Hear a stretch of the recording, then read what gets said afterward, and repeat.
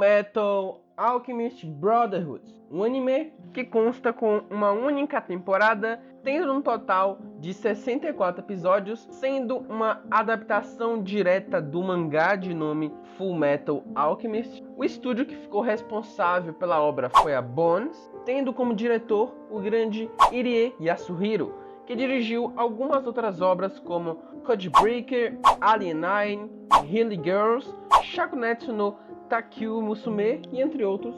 E eu nunca vi nenhuma dessas outras obras. No vídeo de hoje vou dar a minha análise de Fullmetal, mas aviso logo que esse vídeo vai ter spoilers, então com certeza não é recomendado se você já viu, quer dizer, se você nunca viu o anime. Então eu vou deixar nos cards um vídeo que eu comento da obra sem spoilers. Tem um tempo que eu não peço inscrição, mas esse vídeo em específico eu estou postando ele no dia que meu canal completa 2 anos. Então eu peço que você se inscreva aí. Esse vídeo eu tentei fazer algumas coisas diferentes na edição, então dá aquela inscrição para fortalecer meu trabalho. E caso você caiu aqui de paraquedas e ainda não me conhece, eu sou o Erich desse e enfim, né? Vamos logo começar aqui.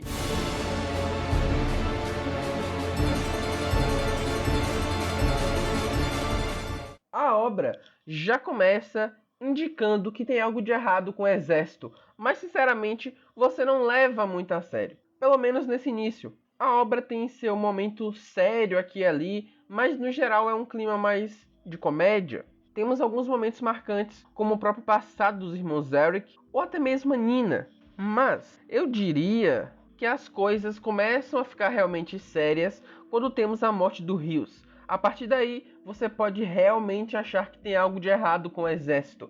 E quando os principais descobrem sobre como a pedra filosofal é feita, aí sim, cada vez vai ficando mais claro que realmente o exército está tramando alguma coisa. De pouco em pouco, esse universo vai sendo mostrado para nós, telespectadores. Ficamos sabendo da existência dos homúnculos, sendo o próprio Führer um desses homúnculos, e cada um deles representa um pecado capital. Mas não vou falar muito deles aqui, pois já tem 3 vídeos no canal onde eu falo deles, então se vocês quiserem saber sobre isso, podem ir lá que eu vou estar deixando nos cards. A guerra de Ishval, aos poucos, começa a ser citada cada vez mais, até que de fato ficamos sabendo como tudo aconteceu. E claro que não posso deixar de falar dos plot twists que existem na obra. Eu diria que no arco onde a Rose Maria é culpada pelo exército de ter matado Rios, a obra faz toda uma construção para te fazer pensar que o Mustang realmente a matou. Mas depois tem plot twist que na real era tudo fingimento e que para mantê-la segura, a levaram para o país de Xing. Esse arco é maravilhoso. Eu diria que é o arco onde basicamente vemos bastante de Mustang e sua equipe. Embora tirando a Arisa, o resto não nos importe tanto realmente, ainda assim te passa muito a ideia de companheirismo entre todos eles. E isso é bem legal. E quando parecia que está tudo indo bem, temos outro plot twist com basicamente o King Bradley separando todo o time do Mustang, fazendo uma transferência de cada um para uma região. E Arisa, que anteriormente era o braço direito do Mustang, agora está como assistente pessoal do Führer, como uma forma de fazer o Mustang não tentar nada contra o exército. Nesse momento, vemos que não está surgindo um problema no exército, e sim que o próprio exército é o problema. É importante salientar que muitas vezes, como os personagens não sabem que estão sendo vigiados, eles têm que revelar algo de um para o outro de forma sutil, ou por meio de códigos, vamos dizer assim. E com eles, me refiro aos personagens, digamos que do bem do exército, não apenas do grupo do Mustang, mas até ao próprio Alex Armstrong. É bem interessante que o Mustang, ele trata seus subordinados como peças de xadrez, não no sentido de serem meras ferramentas, mas de serem aliados que ele precisa para chegar no topo, com ele mesmo sendo o rei desse xadrez e seus subordinados sendo as peças que ele vai utilizar para chegar no checkmate do seu adversário. Então temos a cena que ele diz, entre aspas, tiraram meu peão, bispo, torre, cavaleiro, que aqui seria o cavalo, e até mesmo minha rainha. Mas Ainda assim, é muito cedo para um checkmate. Fecha aspas. Mais pra frente, vemos que os irmãos Zelric acabam tendo que se aliar com o Vingador Scar. E nisso se dividem em dois grupos. E em certo momento, o Alphonse acaba se encontrando com seu pai na cidade lá da igreja do início, que teve toda aquela treta. Acho bem legal que, embora em questões lógicas, a cidade estava bem melhor antes, mas o povo de lá não pensa assim. Agora que eles têm que reconstruir a cidade, estão todos unidos, fazendo o que podem, e não estão mais servindo de quase escravos para um falso líder religioso. Hohenheim acaba contando sua história de vida para o Alphonse, tudo aquilo que ele é uma pedra filosofal e tal. Enfim, inesperadamente o Alphonse acredita. E o Hohenheim, ele fica meio que sem reação, pois a única pessoa que tinha realmente acreditado nele até o momento era a Trisha, sua agora falecida ex-esposa. O Alphonse até diz que eu tenho esse corpo aqui, então acreditar nisso nem é tão surreal assim. E nisso temos a história se encaminhando para impedir que o homúnculo pai tenha sucesso em seu plano no dia prometido. Quando esse dia enfim chega, começa o golpe de estado com Mustang e sua equipe. Posteriormente, Ed e seus aliados acabam chegando no local também, onde acabam confrontando bonecos que possuem sua alma implantada nos mesmos. Dessa forma, são meio que bonecos imortais, onde não pensam e só agem pelo instinto de matar. Temos até mesmo o Mustang descobrindo que o Inveja que matou o Rios e querendo vingança, quase deixando seu próprio ideal para trás, mas acaba sendo impedido graças ao Scar e ao Ed e, claro, a sua rainha, a Risa. Os sacrifícios que muito tempo durante a obra foram citados são basicamente as pessoas que realizaram a transmutação humana, e o Hohenheim também. Eu suponho aqui que basicamente o requisito para ser sacrifício é passar pelo portão da verdade, pois embora o Hohenheim não tenha feito a transmutação humana, quando teve aquilo do homúnculo pai transformar os dois em imortais, dá meio a entender ali que o Hohenheim ele passou pelo portão da verdade.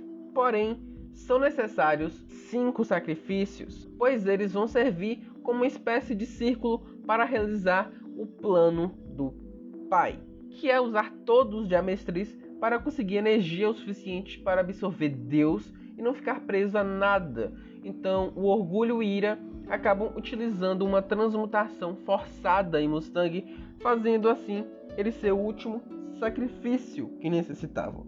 Quando eu falo sobre não ficar preso a nada, é literalmente preso a nada mesmo. Nem as próprias leis do mundo, as leis da física, enfim, ser totalmente livre de tudo. E assim, infelizmente, geral morre.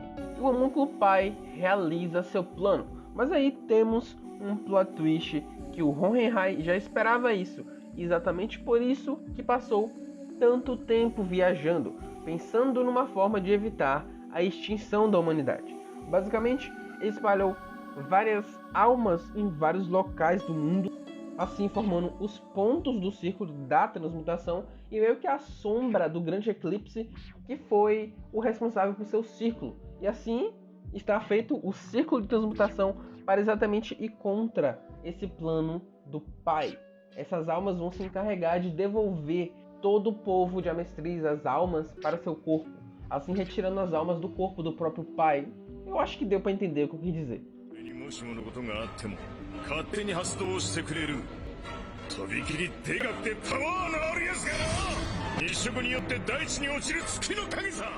Mesmo com isso, o homúnculo pai ele ainda se mantém na sua forma B10. Porém, ele está com dificuldades de se manter nessa forma por muito tempo. Então ele basicamente precisa absorver mais almas para conseguir se manter nessa forma. Mas, com muita dificuldade, enfim conseguem derrotá-lo. Mas infelizmente foi necessário alguns sacrifícios. E dentre eles, eu tenho que destacar aqui o sacrifício do Inveja. E por fim, o Ed sacrifica o seu portão da verdade para assim ter em troca o corpo do irmão. E dessa forma, recuperam seus corpos. No caso, o Ed ainda permanece com a perna de prótese, mas ele recupera seu braço. porque na real foi meio que escolha dele realmente ficar com as pernas de prótese de metal. Mas enfim.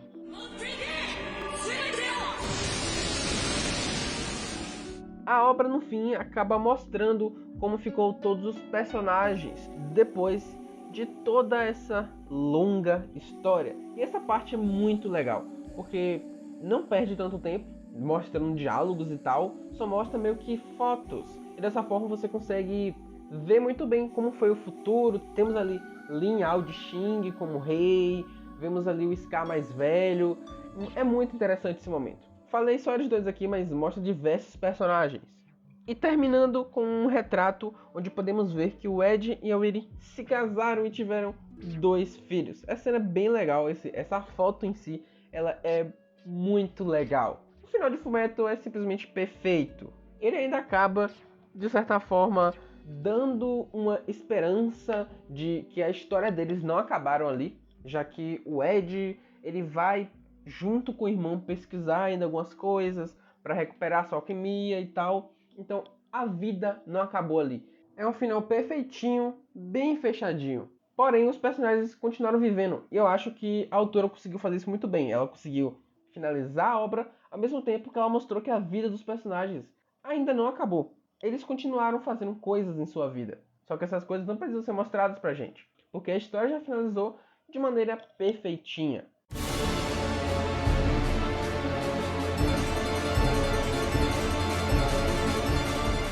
Agora que chegamos nesse tópico, eu quero deixar algumas coisas assim bem claras, que é o seguinte, eu não vou falar de todos os personagens que foram trabalhados na obra, apenas os que eu achei mais interessante. E obviamente, vamos começar aqui com os irmãos Eric. Começando pelo Ed, o Edward Eric. Ele acaba levando essa questão de seu irmão mais velho como motivo para sempre colocar toda a culpa em si. Tem o objetivo de recuperar seu braço e perna, e principalmente o corpo do seu irmão. Durante essa caminhada, por muitas dores ele vai passando. E a obra deixa bem claro que cada um desses eventos o marca profundamente. Isso fica claro no episódio que ele tem que desenterrar o corpo da mãe, onde é muito difícil para ele, onde mostra claramente que ele não superou o trauma relacionado à sua mãe.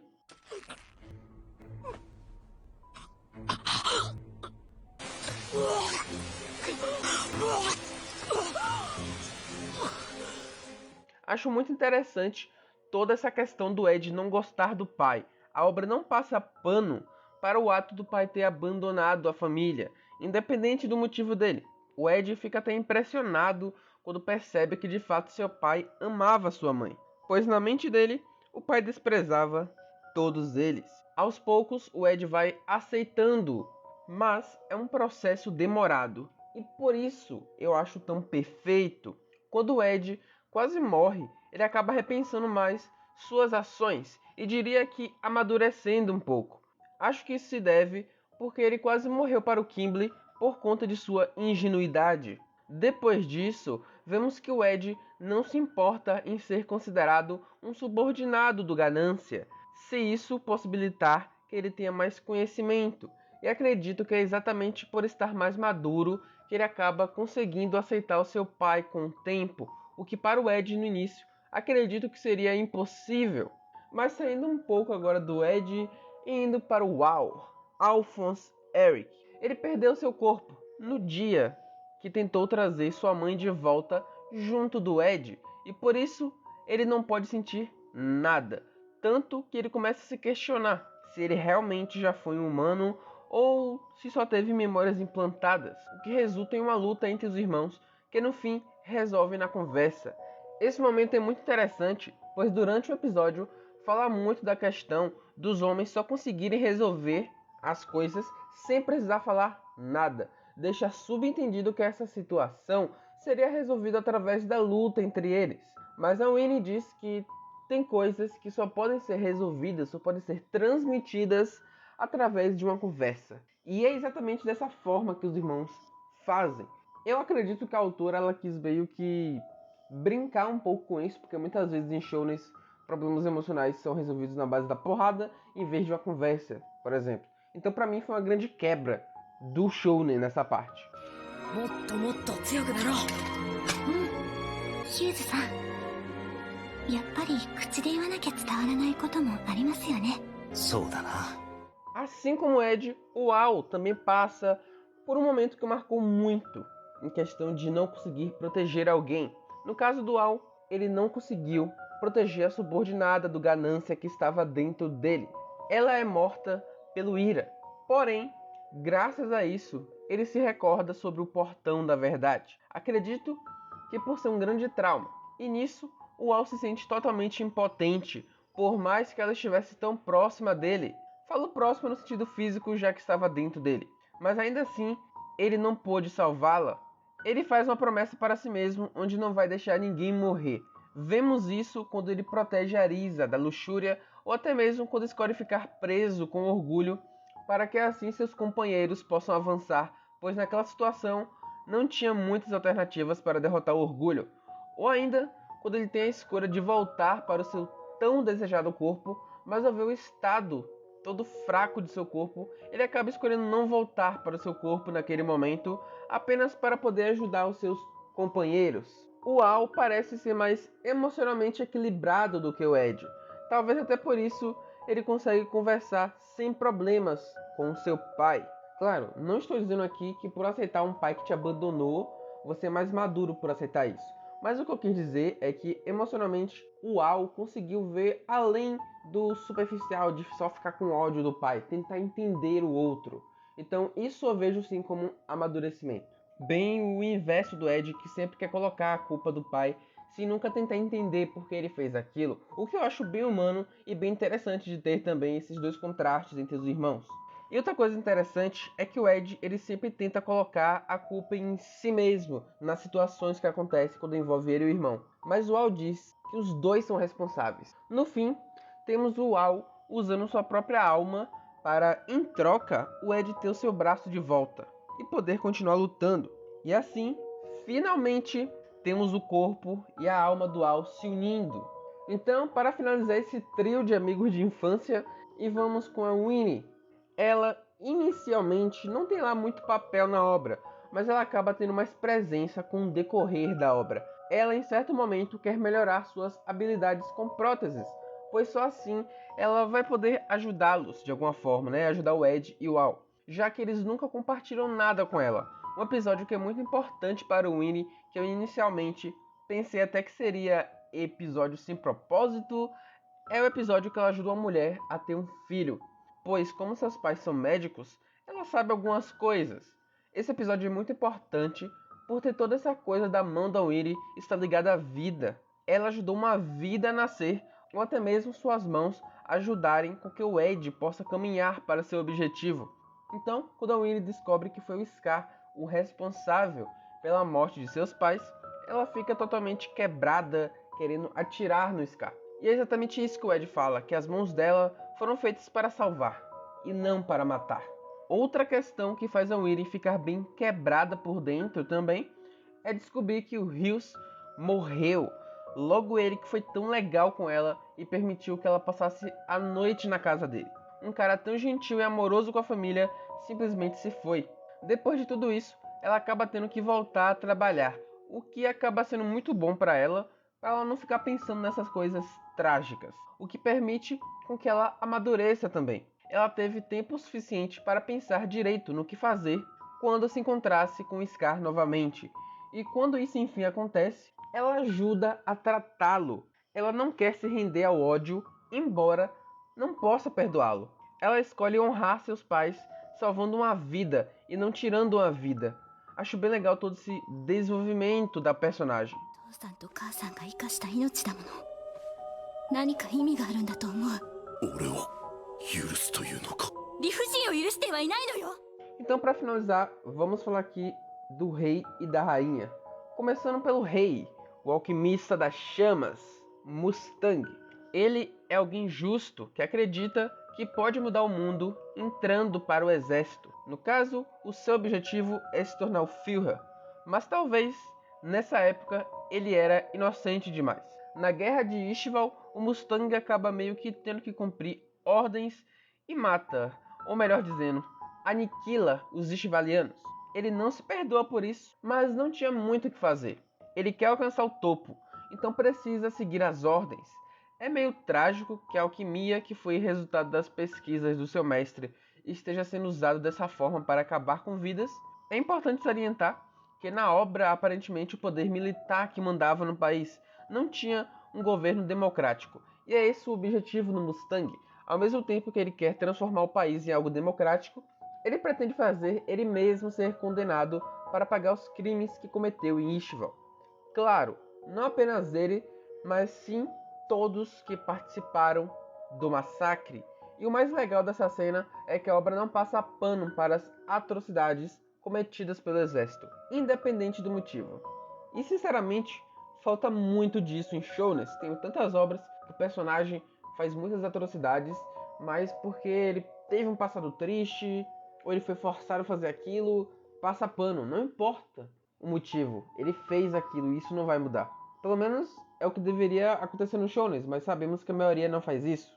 Em muitos momentos, vemos como ele se preocupa com seus companheiros, botando muitas vezes acima dele mesmo e confiando nos mesmos, tanto que ele dá apenas uma ordem para sua equipe antes de começar o golpe de estado: não morram. Ele mesmo disse que, se possível, que eles fujam da batalha, porém o Mustang quase se perde em seu caminho de mudar o mundo, quando quase se perde querendo vingar pelo Rios, mas acaba sendo impedido e vendo que realmente quase se desviou do seu caminho. E fica grato por ter Arisa ao seu lado.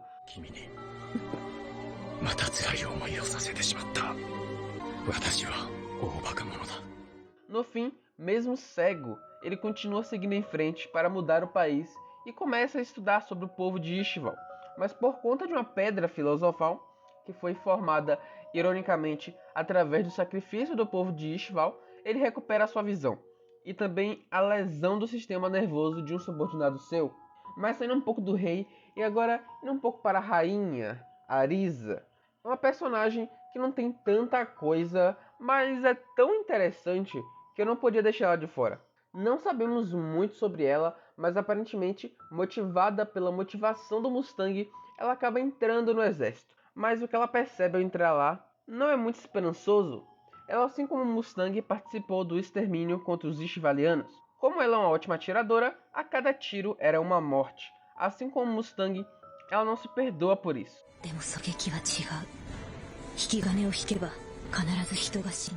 Ela até se pergunta qual foi o motivo de entrar no exército. Então, acaba jogando suas esperanças em um mundo melhor na ambição do Mustang. E assim acaba se tornando o braço direito dele, quase como se fosse uma extensão do corpo dele.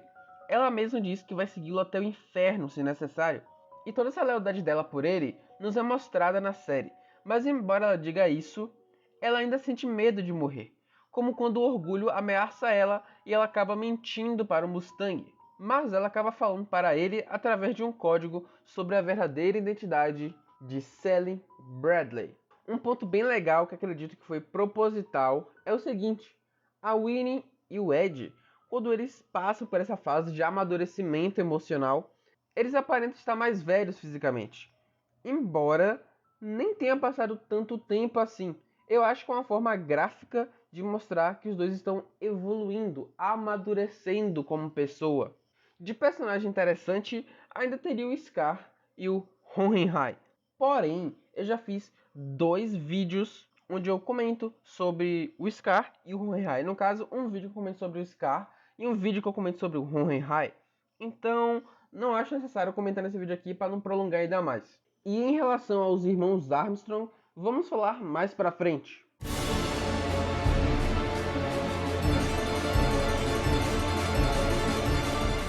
Falando um pouco desse ponto, não tem tanto romance assim em Fullmetal Alchemist. Não é o foco da obra, mas ainda assim eu acho interessante mencionar aqui o que foi feito de forma mais sutil na obra. Mas deixando claro que eu vou falar aqui bem pouco da Winnie e do Ed. Não vou me alongar neles, pois já fiz um vídeo específico para isso.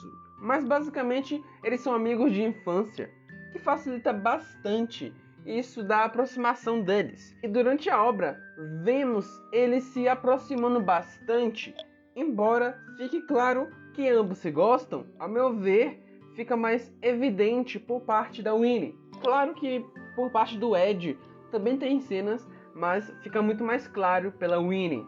Mas é bem legal que mesmo quando a Winnie, ela meio que se dá conta que ela se apaixonou pelo Ed, ela ainda continua tratando ele da mesma forma. Isso eu achei bem interessante. Mas enfim, vamos falar aqui também do Mustang e da Arisa.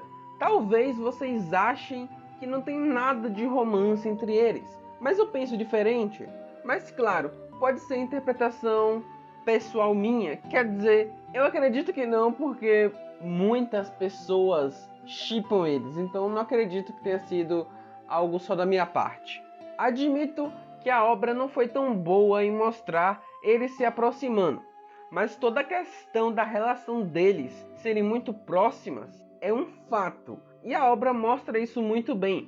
Na cena que a Arisa quer impedir o Mustang de se desviar de seu caminho, ela diz que se fosse necessário para impedi-lo, ela mataria ele e logo após ela se mataria, mostrando que ela acredita que só ele pode mudar o país, mas que também não valeria a pena um mundo sem ele. Em muitos momentos quase que parece que eles são realmente um casal, mas que infelizmente não há nada oficial sobre isso, o que acho uma pena, então fica apenas na nossa imaginação.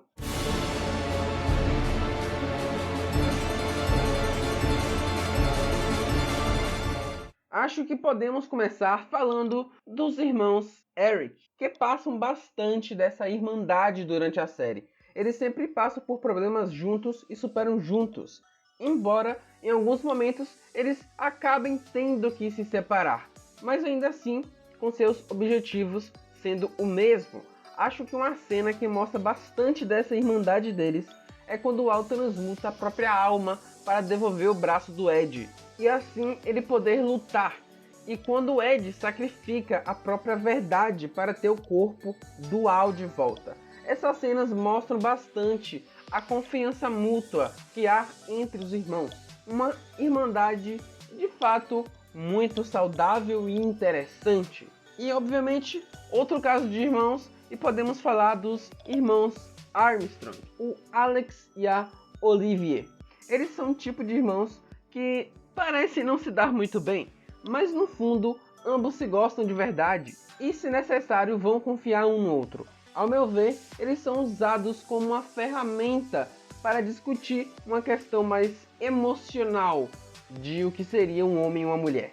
Alex é um homem musculoso, embora isso seja usado muitas vezes para comédia, ele é de fato uma pessoa mais emotiva. Uma grande prova disso é quando ele abandonou a guerra de Ishval, pois não queria participar daquele massacre, mas ao mesmo tempo não teve coragem de ir contra aquilo. E por isso ele é visto como um covarde, e acredito que ele até mesmo se considera um covarde, porque ele viu que aquilo é errado e não foi contra aquilo. E é até por isso que na guerra do final do anime, o Alex decide não fugir. Dessa vez ele vai encarar tudo de frente. Ele não vai mais deixar ninguém morrer. Já Olivier é o inverso. É uma mulher mais racional. Ela é forte e tenta ao máximo suprimir suas emoções e segue a lei do mais forte. Mas, por mais que ela tente não demonstrar, no fundo ela sente sim a morte dos companheiros que se foram. Isso fica claro quando, mesmo muito ferida, ela quer continuar lutando, pois os seus companheiros morreram. Ela não pode ficar descansando de boa, mas ela acaba percebendo que o seu esquadrão consegue funcionar mesmo sem a líder. Essa cena é muito legal, com ela dizendo para o irmão vencer a qualquer custo. Ela, que é tão racional, nesse momento foi tão, como posso dizer, sentimental.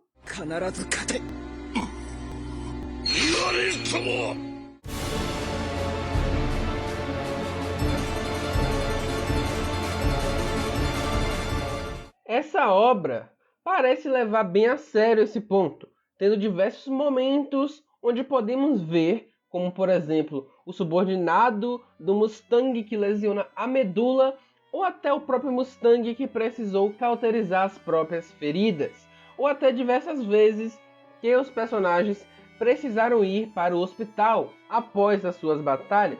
Tem 3 momentos que achei bem legal, e o primeiro deles é quando a Lan Fan acaba tendo que sacrificar o próprio braço para enganar o Ira e assim conseguir fugir, e a obra mostra toda a dificuldade que é se recuperar após fazer um ato desses. Vemos também todo o sofrimento que ela passa. O segundo momento, e temos quando o Ed quase morre por uma viga de ferro em sua barriga. Essa cena mostra todo o sofrimento de ter que retirar isso do seu corpo. Ele deu sorte que tinha 2 pessoas para ajudarem ele.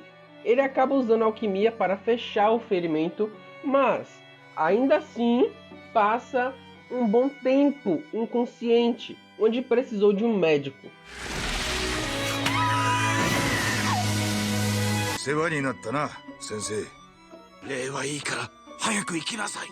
E o terceiro e último momento, e é quando vemos o subordinado da Olivier, o Buchanan, eu não sei se foi o nome dele certo, né, mas enfim, que basicamente ele tem uma espada atravessada em seu corpo, e por isso acaba morrendo, embora ele tenha aproveitado uma brecha para acertar o Ira com essa mesma espada. No caso, ele retirou a espada de seu corpo e acertou o Ira, assim falecendo por hemorragia.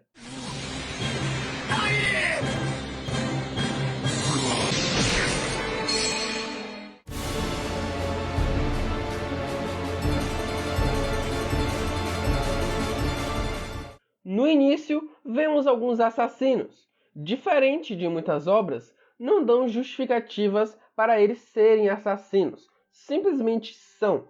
Temos o Barry, por exemplo, que fala que ele fatiava carnes pois era açougueiro.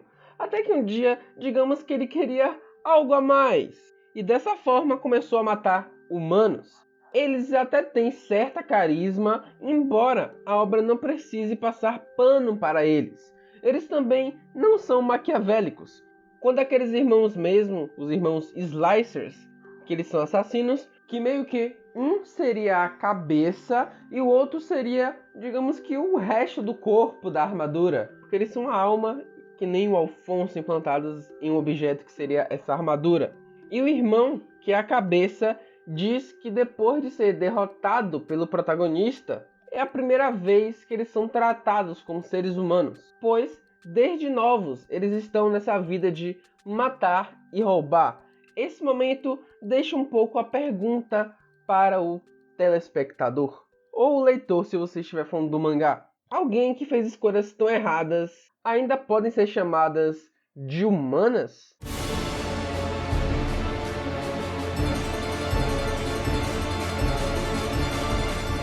Ao meu ver, ele parece ser um pouco inspirado em Lúcifer do cristianismo. Basicamente, desde o início, ele era um ser preso ao frasco, e tudo que ele queria era liberdade, mesmo após sacrificar todo o povo de Xerxes, que aliás, isso parece muito inspirado em como Lúcifer engana a humanidade prometendo algo bom, mas no fim é por egoísmo próprio. Ele ainda não se contentou, pois almejava mais.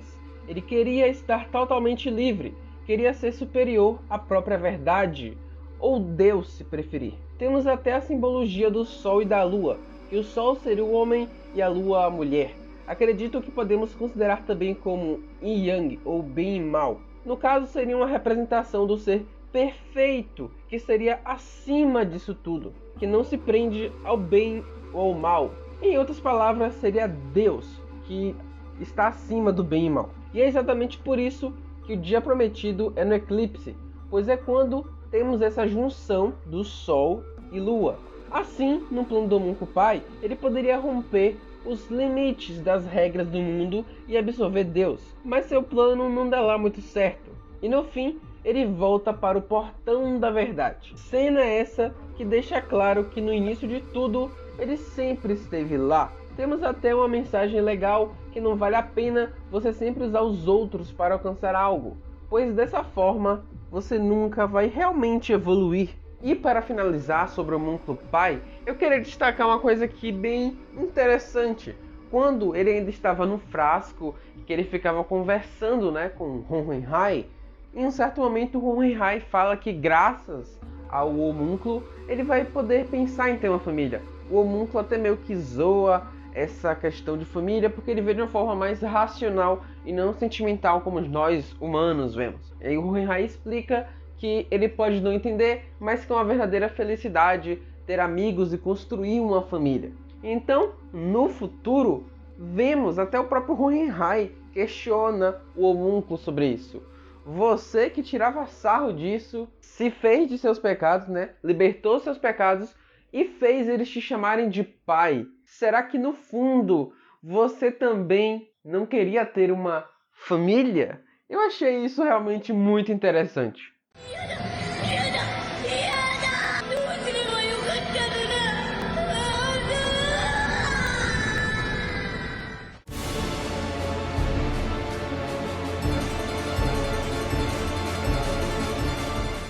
Em questão de conceito, eu diria que é parecido com um deus bíblico, mas em questão de personalidade, eu diria que não. A verdade é um ser neutro. Ele não é a favor e nem contra a humanidade, mas para os humanos que tentam trazer de volta uma vida que já foi ceifada ou que faça algo que seja, digamos que, errado, como por exemplo o próprio homúnculo pai, que tentou usar os outros para se tornar o ser mais poderoso do mundo. Para essas pessoas muito arrogantes, vamos dizer assim, ele irá castigá-las, como uma forma delas aprenderem com seu erro.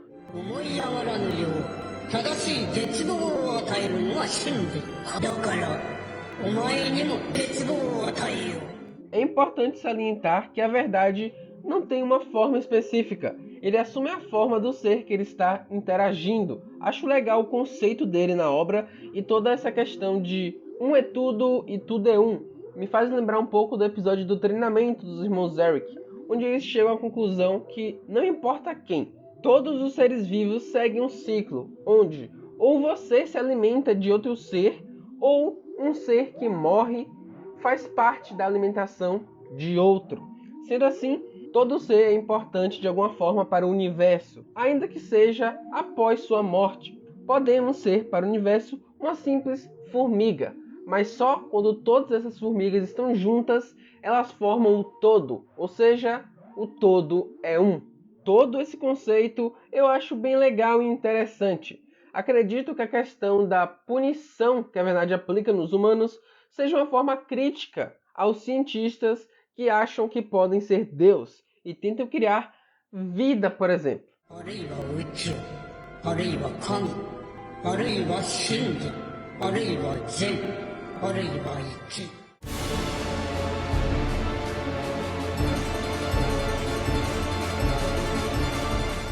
Esse ponto é simplesmente sensacional. Temos muitas lutas estratégicas. Uma que lembro que foi muito boa foi o Lin Yao versus o Ira. Temos ali uma luta meio que a curta distância, onde o Lin Yao ele se aproveita de um ponto muito interessante nessa batalha, que é o tapa-olho. E ele usa isso a seu favor, dando ataques, mas na direção desse tapa-olho, para que assim o King Bradley não tenha muito o que fazer nessa batalha. No caso, essa batalha é meio inacabada, porque se eu não me engano, o King Bradley chama basicamente o Gula, e aí o Lin Yao ele tem meio que, digamos que se afastar. Então essa batalha não é conclusiva, mas gostei bastante da estratégia utilizada.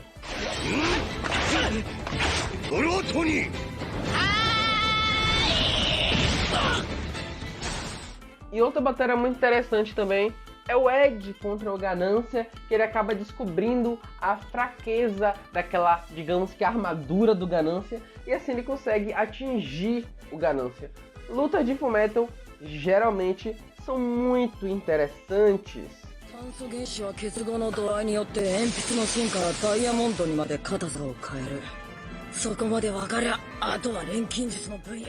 A gente ainda pode citar a luta de vários personagens contra o Orgulho, que o Ao acaba tendo aquela estratégia para ficar preso junto com o Orgulho, que basicamente não tinha o que fazer contra o Orgulho ali. Ele já tinha absorvido o Gula, então estava bem complicado, então o Ao teve essa estratégia que ele conseguiu utilizar junto com seu pai Hohenheim. Todos esses momentos eu acho realmente muito legais, e é também muito interessante como personagens que não são alquimistas, ainda assim nesse universo são úteis em batalha, como quando todo o esquadrão da Olivier conseguiram lutar contra o Preguiça, assim jogando ele para fora da base da região do norte. E como o local é muito gelado, o Preguiça só fica lá congelando. Toda essa estratégia foi bem bacana. Claro, eles tiveram a ajuda ali do Ed, do Al, mas ainda assim, foi muito legal. A gente tem até mesmo a Arisa, que não é alquimista, ela é basicamente uma atiradora, vamos dizer assim. Em alguns momentos ela usa essa arma para lutar, onde ela consegue realmente atingir os inimigos. E um dos momentos foi contra o Gula, por exemplo. Embora depois as balas dela meio que acabaram e ela ficou meio que sem o que fazer, mas ela teve utilidade em batalha. Temos a Lan Fan também, temos aquele momento que ela enfrenta o Gula quando tá tudo escuro, que é muito interessante porque ela consegue lutar na escuridão. E ela também não é uma alquimista, ou seja, é só golpe físico mesmo, e ela estava se sobressaindo contra um homúnculo. Então, tudo isso foi muito interessante, como o Fullmetal ele consegue construir esses momentos para passar a ação de uma forma assim maravilhosa.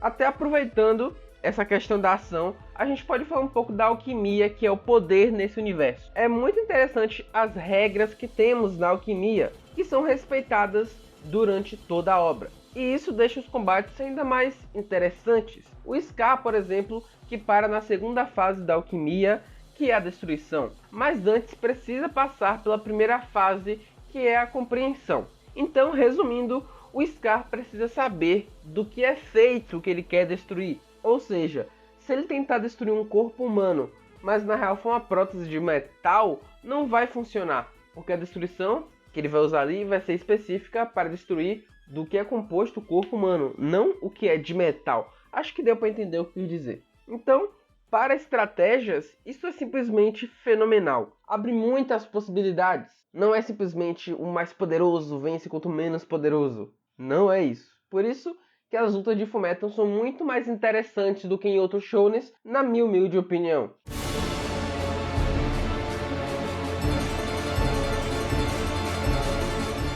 O principal ponto negativo, e eu tenho que citar a história do Hohenheim.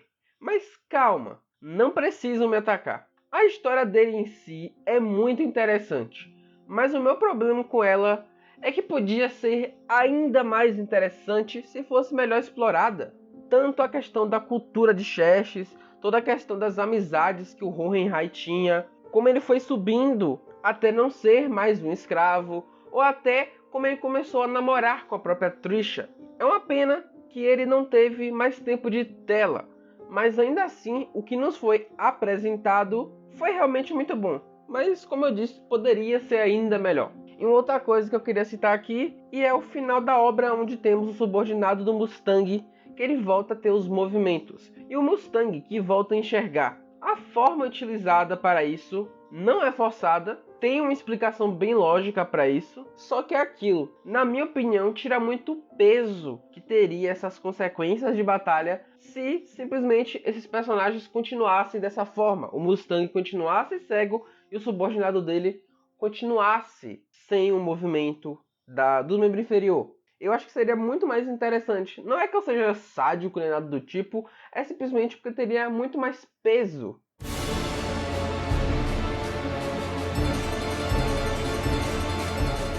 Então, para finalizar, vamos com esse ponto, começando pela animação, que é simplesmente perfeita. Movimentos muito fluidos, você percebe o detalhe na animação. Nas cenas, por exemplo, do Ganância, onde mostra desde o osso, depois o músculo e por fim a pele na regeneração.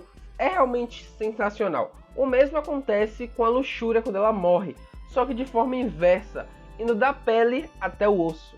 Eu achei esse detalhe da animação simplesmente incrível, porque geralmente quando o personagem se regenera nas obras, simplesmente mostra regenerando só a carne mesmo. Não tem esse detalhe na animação de mostrar os tecidos se regenerando ou sendo destruídos. Então eu achei sensacional. その目が来るのに歪む日は Na questão de ritmo, acho que ficou claro que inicialmente é mais lento, mas principalmente depois da morte do Rios, o ritmo fica maravilhoso, te deixando bem preso na obra. Embora tenha 64 episódios, acontece muita coisa, e com certeza você não ficará entediado. Tem também a direção que é maravilhosa, em especial nas cenas de drama, que consegue te passar toda a dor do personagem, como na cena que é depois da Nina ser transformada, onde a obra faz questão de te mostrar que está chovendo, onde temos os personagens falando enquanto cai o som da chuva. Claramente é a analogia de como estão sentindo tanta dor por dentro, por não ter conseguido salvar uma garotinha. Mas claro que as cenas de ação também não ficam de fora, como eu já comentei. As cenas de Fullmetal de ação são muito boas, e com certeza a direção contribui para isso. Principalmente para passar o sofrimento do personagem que está lutando. A cena da Lanfan mesmo, que já comentei, que no caso é um pós-batalha, consegue te passar muito bem toda a dor que ela está sentindo, todo o sofrimento que ela está passando. Então, direção sensacional. Ah, e tem também as cenas do Ira, que sinceramente são muito boas. Eu acho que a obra ela consegue te passar a velocidade do Ira de uma forma muito interessante, que não é uma forma preguiçosa como geralmente fazem, de tipo, sei lá, só fazer um vulto. Não, a obra faz questão de te mostrar ele se movimentando de forma que o telespectador consegue acompanhar, ao mesmo tempo que também consegue te passar a sensação de que é algo muito rápido. Então, a direção é muito, mas muito boa, é um dos pontos altos da obra. E por fim, vamos com a trilha sonora, que também é sensacional. Novamente, principalmente na cena de drama, mas as trilhas de ação não ficam para trás. É porque eu acho que a de drama é mais fácil conseguir fazer o telespectador se conectar. Diria, né, que na cena de ação a trilha ela acaba sendo muito importante para conseguir te passar o sentimento daquela batalha ou a tensão que está acontecendo naquela batalha. Tudo isso junto acaba se tornando um turbilhão de sentimentos, e é isso que Fullmetal é, um turbilhão de sentimentos.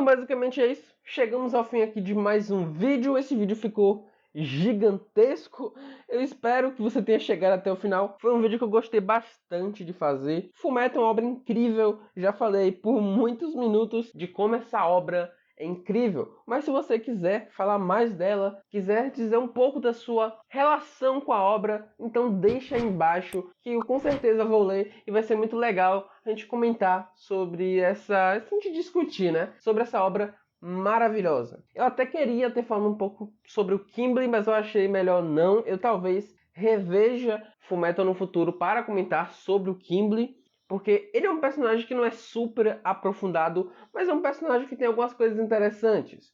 Mas não sei, né? Quem sabe no futuro eu faço um vídeo sobre ele. Mas basicamente é isso, não vou me alongar mais não. Eu vou ficando por aqui, eu vejo vocês em um próximo vídeo e tchau!